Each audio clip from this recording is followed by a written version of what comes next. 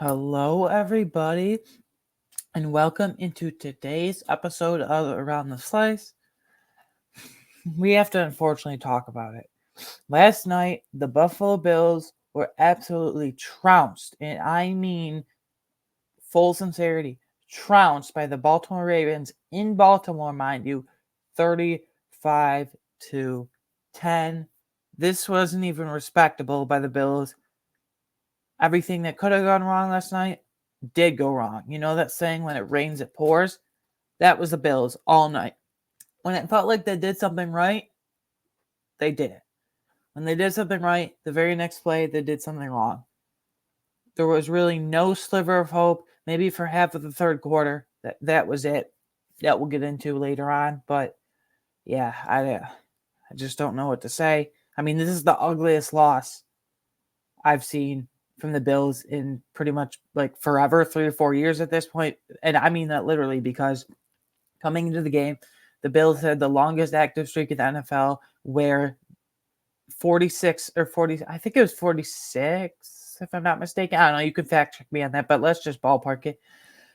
46 straight games without a loss by more than 6 points. So the Bills don't get blown out. Rarely. Like, not even close. The last time it happened was, like I just said, 3 or 4 years ago. Well, screw that, because that streak is over.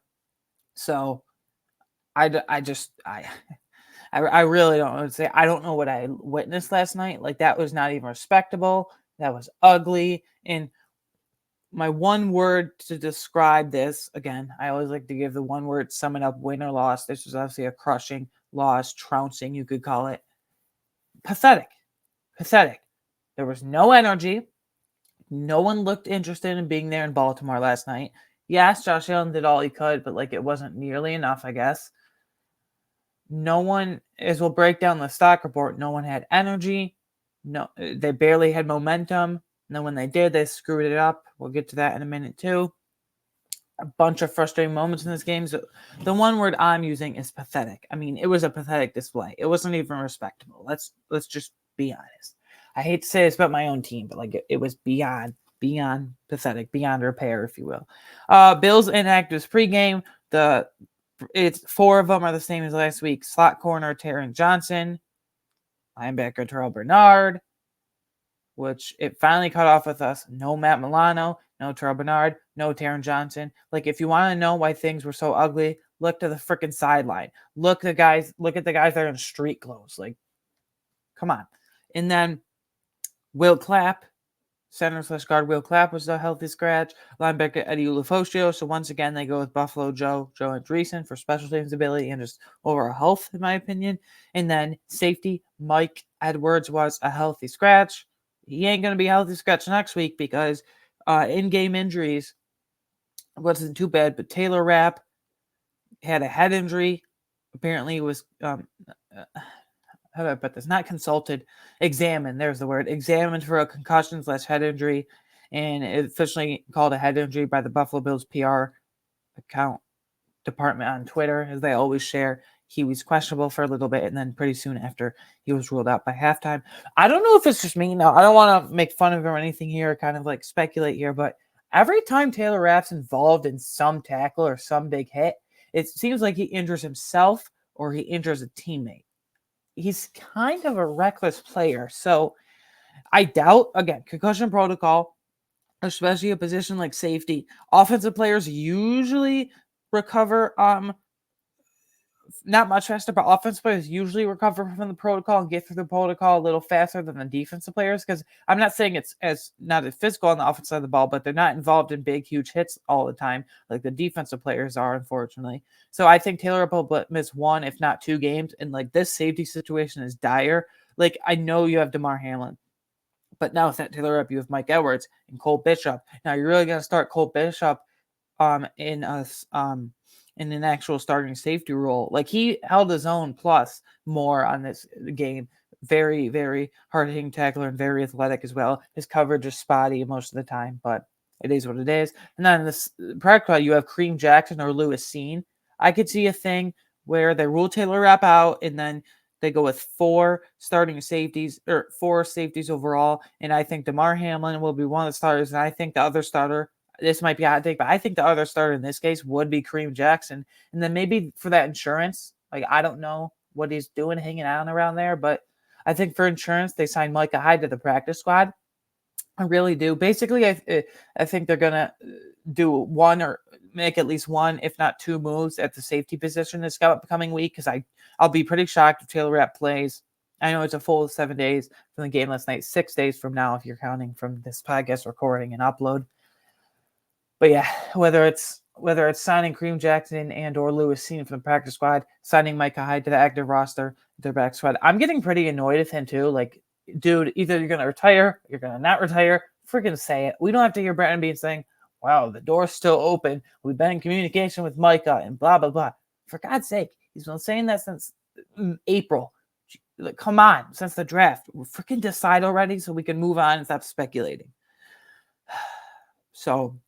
Safety position is not good, and they all looked atrocious last night anyway. Stock up here. It's only a few, unfortunately. I did like what I saw from Ty Johnson. One carry, but the one carry was for 3 yards and a touchdown. I think the team likes him more than we do. I like Ty Johnson. I've said before, he doesn't do anything at super high level, but he does everything at a pretty good level, like good enough level. Like he's a average pass protector at best. He can run inside the tackles, outside the tackles. He can be a jumbo tight end if you really want him to. He's a good insert blocker. He can take those jet sweeps. His receiving chops are respectable enough. So I like Ty Johnson. I think he's a good in-between mix of James Cook and Ray Davis, a nice change of pace back. But they like Ty Johnson more than I do. And I'm not pretty high, but I'm high enough on Ty Johnson. So again, the one carry was only for 3 yards, but it did go for a touchdown. He seems to be the short yards and goal line back, not Ray Davis, which is an interesting development. Where it was James Cook was clear far and away the RB1, still is up to this point. I thought previously Ray Davis and Ty Johnson were splitting in a 2A, 2B kind of committee behind him, which they were, but now it seems like Ty Johnson's the clear 2 in the short yards, that's goal line back over Ray Davis. Ray Davis only gets in garbage time, whether they're getting trounced like they did last night or blowing teams out like they did against the Dolphins and Jaguars, respectively. So that's an interesting development there. The only pass catcher that I have stuck up, the only pass catcher that really impressed me, he didn't blow it out of the water, but Khalil Shakir had, 4 catches for 62 yards. That was really, really good on the night. 4 catches for 62 yards. Again, they Mike Tirico and Chris Collinsworth. I can't stand Chris Collinsworth, but nothing last night he said was too egregious. He was tolerable for once, actually. Mike Tirico was saying, no, that was the first time in the last 30 targets that Khalil Shakir had come down and caught the pass. And it wasn't because it bounced off his hand. It was a really nice defensive breakup by the Ravens defender. Was it Marlon Humphrey or something? I believe it was Marlon Humphrey, but that's besides the point. Neither here nor there because it doesn't really matter. But that's just interesting and cool. I thought that, like, Khalil Shakir is as sure-handed as they come, and he still caught his last 14 of his 14 targets in terms of like not dropping a pass. So taking away the pass breakup last night.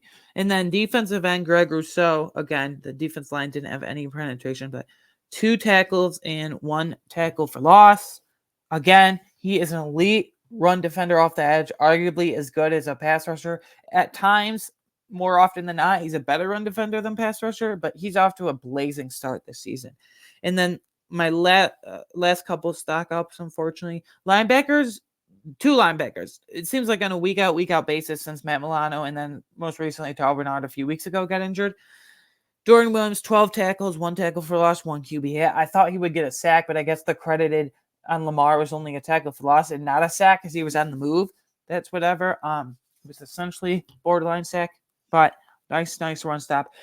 I've said before, I'll say Balin Spector stats here too. Balin Spector, 6 tackles, 1 sack, 1 tackle for loss, 1 QB hit, and 1 fumble recovery. So Dorian Williams and Balin Spector. I've said before, especially Dorian Williams, they're very athletic linebackers. They put their hair on fire. They're best when they can attack downhill. Again, especially Dorian Williams. When you ask them to suit up in coverage, though, against running backs, especially tight ends, that's where they're very poor. They need to improve. But I've actually seen improvement from that the last 2 to 3 weeks, especially from Dorian Williams and to an extent, Balin Spector as well. So that's really interesting to see. If you get Terrell Bernard back, if you get Matt Milano back, this is great experience for these backups that were thrust in a starting role, especially Dorian Williams and now Balin Spector to an extent as well. That's really nice depth. And Nicholas Morrow is a veteran who can play both middle linebacker and weak side outside linebacker. So that's really, really good. Really good experience for those two. And then cornerback Rasul Douglas, 7 tackles. If it wasn't for stupid Nelson Aguilar, that Ravens receiver, he would have had a for sure easy interception. Pretty big return as well. Like it hit his hands, but Nelson Aguilar apparently is Superman, the Ravens receiver. Nelson Aguilar is apparently Superman, so of course he had to jump up and knock the ball out, and it was just an incomplete pass.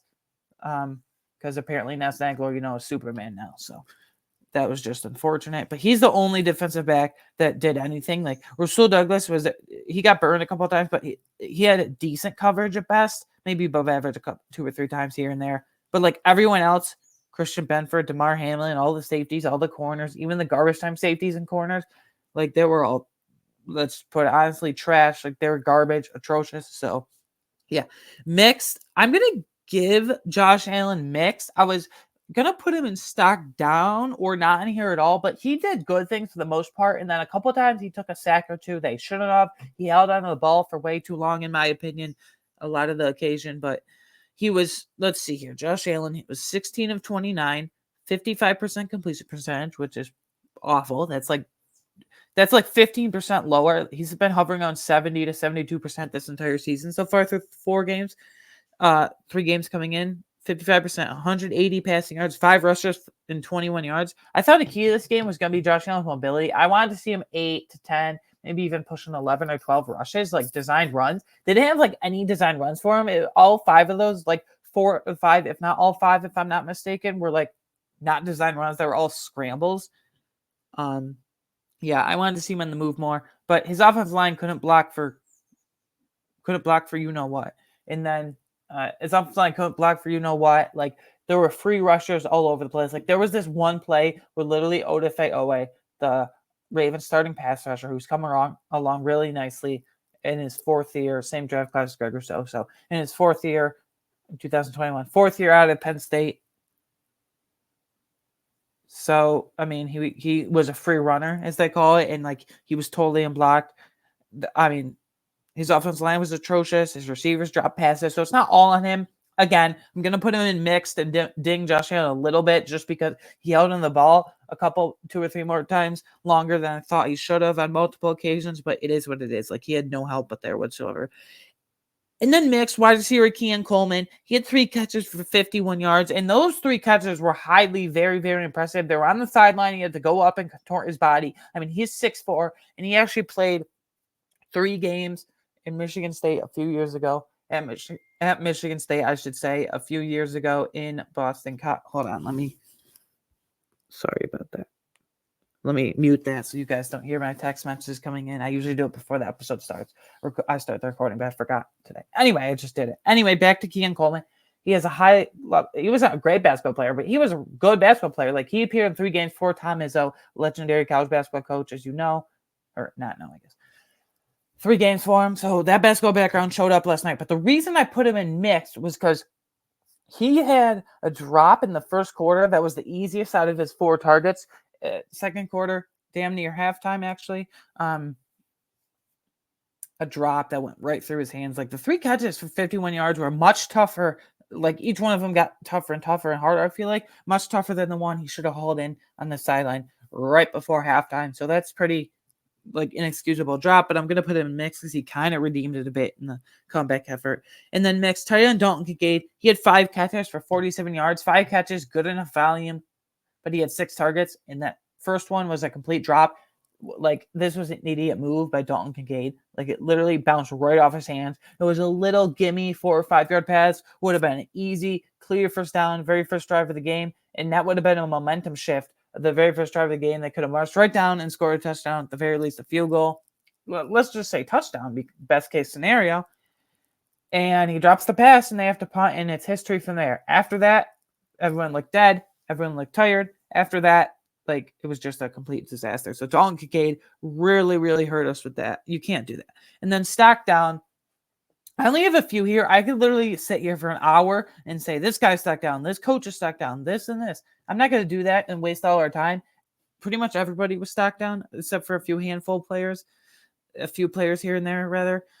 Curtis Samuel, like 2 catches, 8 yards, 1 carry for 7 yards. I said in March, like this was the quote unquote big ticket signing, big fish signing for the Bills, if you will. They gave him 3 years, $24 million, so $8 million per year AAV, average annual value, $8 million per year APY, and I don't know if he stays for the whole 3 years. He'll probably stay for 2, and then after the second year, it's essentially a 2-year deal, so they can probably cut him and move on in little dead cap. He just doesn't look explosive to me, and this is partly due to Joe Brady as well. Like they're trying to stop trying to force Curtis Samuel into being a thing. Like he ain't crap. Like he's not a thing. And then they're refusing to use him at wide receiver. They're doing everything in their power to use him everywhere but wide receiver. Freaking disguised QB, I guess. Freaking talk about that in a minute. Unforgivable by Joe Brady. They give him handoffs, jet sweeps, use him as a wide receiver, but also it's on Curtis Samuel partly, but most of it as well, because he doesn't look explosive at all. Like, I think that turf toe is much worse than they're leading on. Like, he doesn't look explosive at all.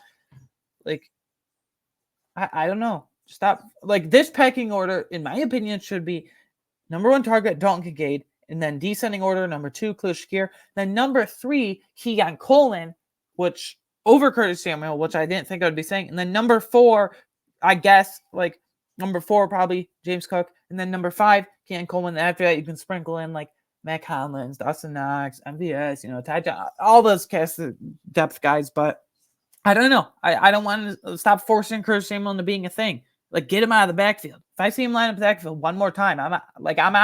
Like, I'm totally out on Curtis Samuel if I see him do that one more time. And then defensive back Cam Lewis, six tackles, a bunch.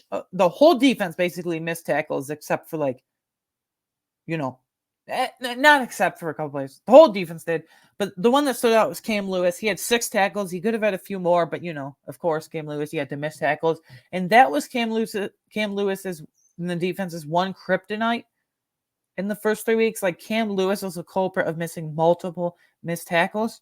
So we can't be having that, especially if you're starting slot corner. Because of that, I think Jamarcus Ingram is much more physical than Cam Lewis. And he's shown that he has the coverage ability with 2 picks this year, 1 pick 6 and a sack near the line of scrimmage.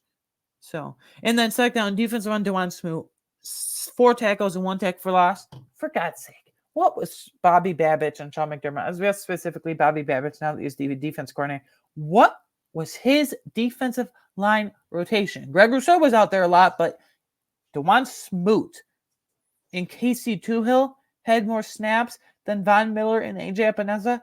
Give me a break. Dawon Smoot played terrible last night. And the unsportsmanlike penalty that he drew was absolutely unforgivable, guys. It was a nice run stop. It would have been 3rd and 5. It was a nice run stop on Derrick Henry. Still a 5-yard gain for him, but nice enough run stop considering how the night went. And what does Dawon Smoot go? He stands up, knees, Ravens offensive line in the head. He's out there. He played 47% of defense snaps. That's way too much. Like, the love of God. He's playing over Von Miller and especially AJ Epineza in damn near almost as many snaps as Greg Rousseau, just to be out there to knee the idiot, just to be out there to knee someone in the head to give him a free first down. What are you doing? Like, stop it. This is ridiculous. The defense line rotation from Bobby Babich or whoever makes it up was absolutely awful. Marcus West, Sean McDermott, Bobby Babich, I don't know and I don't care, but you better fix it quick. I don't want to see the Dawon Smoots of the world and Casey Tuhill of the world. I want to see Greg Rousseau, AJ Epineza, and Von Miller, and then sprinkle in Javon Solomon over Dawon Smoot. Casey Tuhill, fine to an extent, whatever, but Dawon Smoot was a plain idiot last night. I'm sorry, but plain stupidity. And then safety, DeMar Hamlin, as much as I love him, as much as he had his first career reception, the story and all that, last night he had 3 tackles, 1 TFL, 1 pass deflection. You're going to say on paper, Aiden, that's pretty good. 1 pass deflection, blah, blah, blah. No, he had multiple busted coverage, multiple missed tackles in the night. I don't know what they do. I could see any combination of starting safeties next week. I could see a combination of DeMar Hamlin and Kareem Jackson. I could see DeMar Hamlin and Cole Bishop. I could see Kareem Jackson and Mike Edwards, Kareem Jackson and Cole Bishop. I don't know. But this safety position is concerning. I don't know what they want to do. Again, Micah Hyde needs to say retire or not, because I'm getting pretty sick of waiting on him too. And then kicker Tyler Bass, huge sack down, 1 and 2 on field goals. This is becoming too much of a theme, man. They worked out a kicker last week, or a couple, early last week, a few. And Tyler Bass was asked about it. He says, well, I can only control what I can control, blah, blah, blah. Yeah, well, you better control making your kicks, buddy, and extra points, because you missed an extra point last week, and then you made a 50-yarder last night against the Ravens. That didn't matter. And you missed a 48-yarder. Like, anything within 50, give or take. No, not give or take. Basically, anything within 50 is a gimme for the NFL today. That's long for college. This ain't college football. You're in your 5th year. You're a top 10 highest paid kicker. If you're a top 10 highest paid kicker, specifically as the 6th highest paid kicker, number 6 in the league. He was number 5, and then Harrison Butker got his huge extension. So number 6 now. If you're a top 10 highest paid kicker in the league, you should be minimum 85% conversion rate on those field goals. And last year's 81%. It's just been down from there. Sign a kicker to the practice squad. Maybe elevate him, bench Tyler Bass for a game or two. Have him get his you-know-what together, and maybe go back to – I'm at the point where I'll be pretty shocked if he's on the team next year in 2025. Like, I know it's very early, but, like, come on. And then, huge second down, the entire offensive line holds, a bunch of inexcusable penalties, a bunch of holds, a bunch of false starts. And no wonder, I was shocked to see this, no wonder Osiris Torrance, Cybo, no wonder Osiris Torrance is the lowest graded guard in terms of PFF grades of the entire season through 3 games and now 4. Like, he has been very poor this year. Spencer Brown, there was no offensive line. Josh Allen, I'm surprised he didn't like tweak that hand again or break his elbow or something, or break his arm or something, because holy crap, he was touched all the time. He's going to be sore today and tomorrow in the facility. Woo! And then run defense is absolutely atrocious. I said, I don't know if some people agree with me or not, but I said coming into this game, the Bills' run defense is garbage. They did okay enough against James Conner week 1. They did very poor, very bad against Devon Achane week 2.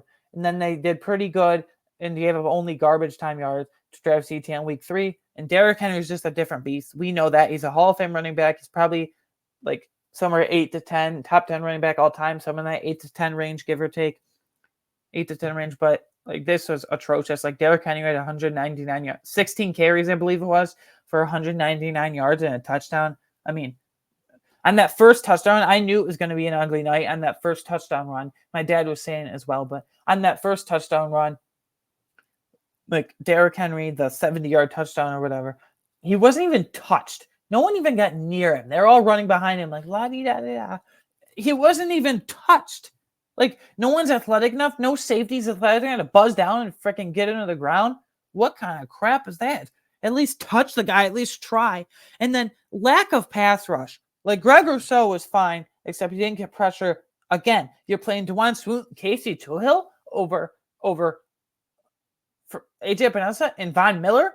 What is going on? What world do we live in where DeJuan Smoot should get almost 30% more snaps than Von Miller? 20% more snaps than AJ Epinesa. I would like to see Javon Solomon, because he's flashed a time or two or 3 times as well. Horrible defensive line rotation. I mean, Lamar, this is not an exaggeration. I mean, for God's sake, love of God, Lamar Jackson, Lamar could have made lunch back there every snap he took, the time he had. Receivers were wide open. He sat back there for easily 5 to 8 seconds every time. He could have had a team meeting back there. He could have made lunch back there. Whatever expression you want to use, you think it's a joke, but I'm telling you, it's not a joke. It's ridiculous. Sorry if I'm getting heated right now, but like, no pass rush. Where's Ed Oliver? I'm still looking for that even close to statement game, something resembling it this year. He has 1 sack in the year, and that was in freaking garbage time against the Dolphins. So congratulations on that, Ed. But where was he? I don't expect Daquan Jones to be a pass rusher because he's sneaky at times, but like, where was Greg Rousseau? Von Miller. Greg Rousseau's the only good one. So Von Miller and AJ Epinesa. I don't blame them entirely. When they were on the field, they weren't anything. But Von Miller got 16% of snaps. AJ Epinesa got high 30s, 38% of snaps, I think. First of all, way too low, especially for Vaughn. And then Dwan Smoot's over there getting 47% of snaps. Same with Casey Tuo, 42%. What are we doing here? What kind of, rotation is that?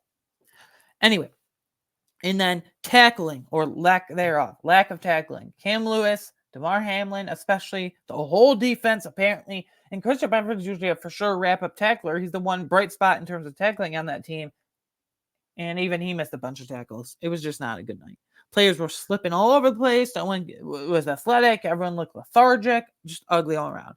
And then our two coordinators. I'm going to go on a rant about Joe Brady in a minute. So I'm going to start with Bobby Babich. Between the defensive line rotation and between not adjusting early enough, and by the time he blitzed in the third quarter, mid-third quarter, he finally decides to blitz with Dorian Williams, and it worked. Blitz with Baylon Spector as a spy with those two respectively, specifically, and it worked. Well, tough crap, Bobby, because it was way too late. You should have done that in late first quarter, early second quarter when the game, if not earlier, when the game is getting away from you. So Bobby Babich, horrible adjustments, horrible defensive game plan. And when you finally decide to freaking, pony up and blitz, it way too late. And then offensive coordinator Joe Brady.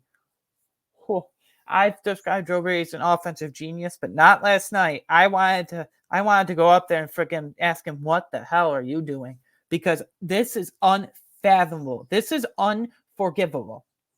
We have momentum, right? Right? Wow.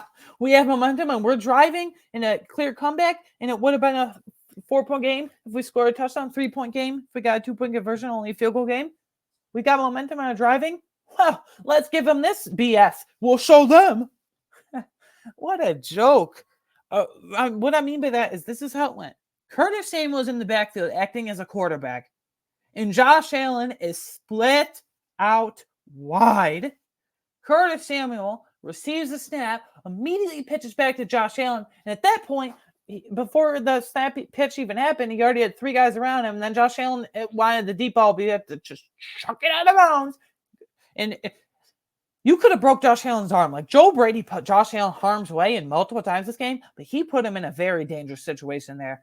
I don't know what that was. Joe Brady deserves to be flamed. It is unfathomable. I cannot fathom what was going through his head in that moment. What are you doing? What kind of play design is that? You're down by 11. And you put your franchise QB, Josh freaking Allen, to get a pitch from a bum receiver so far this year, and Curtis Samuel, who's done absolutely nothing. And I don't blame Josh Allen one bit. Don't start saying that crap, because quarterbacks aren't supposed to be getting pitches from low-level wide receivers or wide receivers at all. I'm sorry, but come on. Like, that is unforgivable, Joe Brady. I will be thinking about this all week until the Texans game, and then especially if we lose the Texans game, that killed our momentum for the next 2 or 3 weeks. I cannot fathom what was going through his head. And then big slice of the game award. It was basically nobody, but Khalil Shakir, again, 4 catches, 62 yards. Whatever. I guess he caught some deep balls. Woohoo. And then burnt slice of the player game award. There was the whole defense. Literally everybody, especially the defense with all the missed tackles, can be considered for this award. But Joe Brady, I'm sorry. You're blamed for a big chunk of losing this game. Yes, everyone looked lethargic, but again, this is unforgivable. Unforgivable. Like, what's he thinking? Like, get your head out of your you-know-what and call a game. Like, at least have it be respectable. Like, he lost a lot of respect for me. I'm going to be honest. He lost a lot of respect for me by doing that crap. Like, what even is that? Reflecting on 5 game predictions, I'm so mad right now. I'm going to go through this quick. From preview, Josh Allen over 1.5 passing touchdowns. That didn't happen. But again, Joe Brady didn't run the ball when he should have. Joe Brady, horrible situational awareness. Joe Brady, putting Josh Allen in harm's way, very dangerous situations, multiple occasions. Joe Brady this, Joe Brady that. I'm so sick of it. I cannot get over how bad, just horrible of a game Joe Brady called last night. So that didn't happen. Who cares? Josh Allen over 40, Khalil Shakir over 45.5 receiving yards. Woohoo, that happened. Lamar Jackson under 202.5 passing yards. That happened. Just because it wouldn't have happened if they had to fight and claw with us. But of course, Joe Brady sabotaged that. It did happen, technically, where he got under 202.5 passing yards just because that's just because they're pounding the ball at Derrick Henry. That's what they do. And then Derrick Henry over 0.5 touchdowns. I mean, that happened in the very first play of the game for the Ravens when we punted away, so that's just lovely. And then my more generalized prediction was Ed Oliver gets at least a sack. He was literally nowhere to be found. Didn't record a single stat. I don't think even a tackle. So let's see.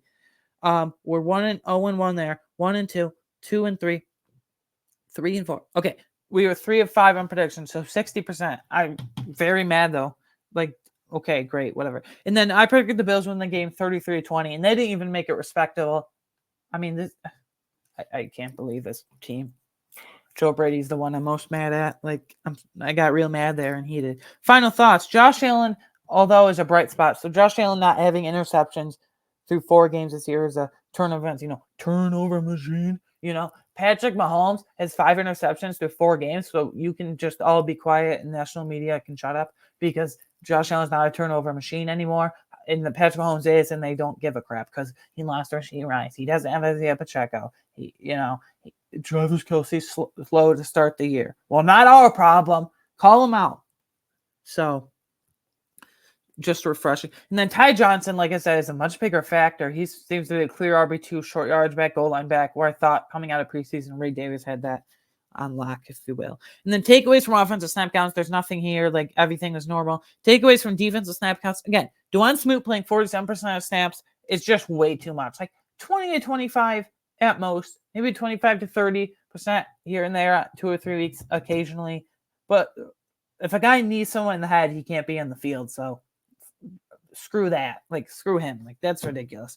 And then Von Miller only playing 16% of snaps. Again, what are we doing in the defensive line rotation? Casey Toohill and Dwan Smoot are playing way more defensive snaps than freaking that's freaking Casey Toohill than freaking Von Miller and AJ Penn. I don't know. I'm getting all discombobulated here. We're done. I better get out of here before I get even more heated and mad. Anyways, guys, you can follow me personally on Twitter at AWagner13. Follow the show on Twitter at Round Slice. You can watch or listen to this podcast on YouTube, Apple, Spotify, or, of course, wherever you get your favorite podcasts. You can support me on Patreon for just $3 a month with extra bonus content. I'm getting really mad right now, but extra bonus content at patreon.com/roundtheslice for just $3 a month. And then please help me get to 50 subscribers. I really appreciate all the growth over the last week or so. It's been really impressive to see. You guys are the best. So you can get to 50. I believe I'm at 36 right now. Last time I checked, but last night, this morning, whatever. And then lastly, I have a very exciting announcement. I'll put the link down in the description below, but I started a Substack the other day. If you don't know what Substack is, it's a really cool platform. Substack is a way for creators such as myself to provide written content to their consumers and audience such as you guys. It is completely free to subscribe, they call it. It is completely free to join. And my flagship article, if you will, I just published it this morning, is the morning after the game, or really the night of the game, if like it's a regular 1 o'clock afternoon game, but this is prime time. So the morning after the game or the night after game, whenever it is, I give you my 5 biggest takeaways, just thoughts from the top of my head, way before the podcast even starts. And like most of the time, it's more fleshed out thoughts than the podcast. So please join that. I have a weekly content schedule up there as well. I will be doing NFL recaps. I will be doing top 10 power rankings at the end of those NFL recaps, giving you fancy football nuggets all throughout. So again, that is aroundtheslice.substack.com. But for your convenience, I'll put it in the description below, whether you're watching on YouTube or Apple, Spotify on the audio side of things. So that's really, really cool. Again, that is free to join. Nothing. I just appreciate you guys for following along with my content. Anyways, if you can't tell, I'm really mad and heated, but it is what it is. Whew, okay. I will see you guys in a few days for the Bills-Texans preview. Back to a 1 o'clock game and then back to Monday football. But the buffer of the 1 o'clock game and stupid Stefon Diggs and all that. Anyway, against the Texans. I will see you then. Thank you for watching today. Pretty passionate episode, but that's how we get. I'll see you later. Bye.